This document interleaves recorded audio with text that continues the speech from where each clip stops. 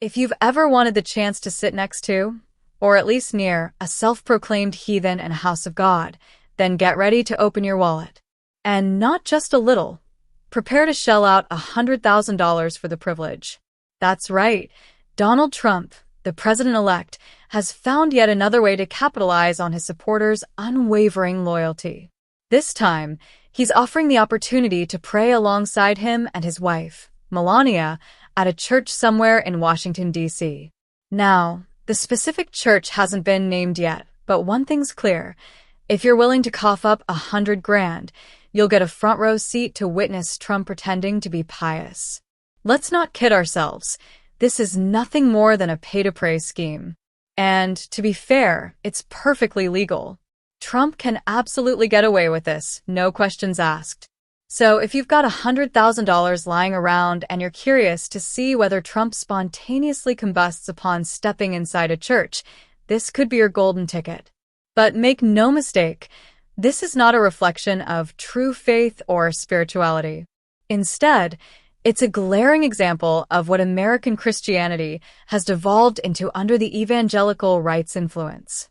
Jesus famously chased the money changers out of the temple. Donald Trump, on the other hand, is putting the money changers back in charge, himself included. The man who rarely, if ever, attends church is now charging his followers exorbitant amounts to join him in a house of worship. And let's be clear, there's absolutely nothing wrong with not going to church. Plenty of people don't, and that's perfectly fine. But Trump's evangelical supporters continue to buy into the illusion that he's a deeply religious man, a man of faith and moral character. The irony is impossible to ignore. Trump, a man who wouldn't know the Bible if it hit him over the head, is exploiting the very people who claim to take their faith most seriously. And honestly, it wouldn't be shocking if he did burst into flames the moment he stepped through those church doors. Yet, somehow, his supporters never seem to question the authenticity of his so-called faith. This isn't just another high-dollar political fundraiser. It's not about attending a formal dinner or gala to support a candidate. No, this is about forking over $100,000 to watch Donald Trump play act as a man of faith in a church he's probably never set foot in before. And let's be real, Trump's track record with religion is about as solid as his track record with honesty. If these evangelicals were serious about their faith, they'd start asking some basic questions. Questions like, "Hey, Donald, what church do you attend on Sundays? Do you ever show up for Wednesday evening services? How about Saturday night? Were you at church for Christmas? Did you attend midnight mass or the Christmas Eve candlelight vigil? Or did you make it for the Christmas morning service?" The answers to these questions are painfully obvious. Donald Trump doesn't go to church. And again, that's fine, except for the fact that he's built an entire narrative around pretending to be someone he's not.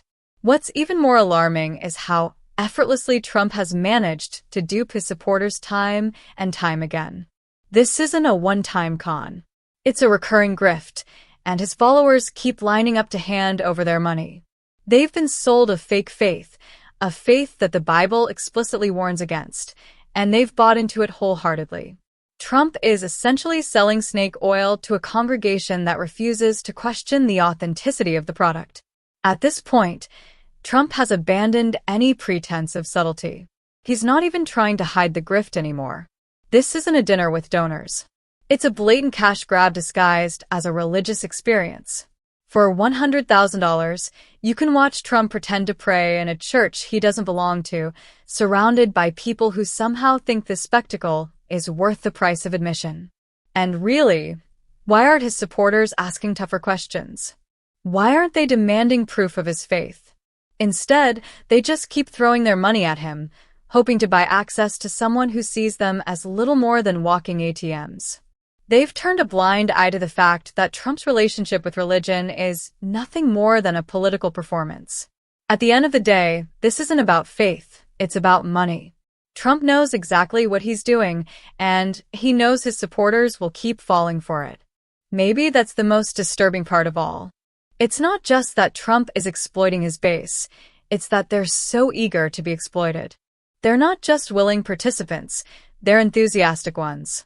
So here we are, watching a man who has openly flaunted his moral failings and lack of religious commitment continue to milk the evangelical right for every penny they're worth.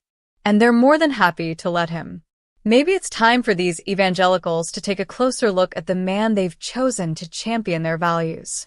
Maybe it's time to ask whether those values are actually being represented, or whether they've been sold out for political expediency.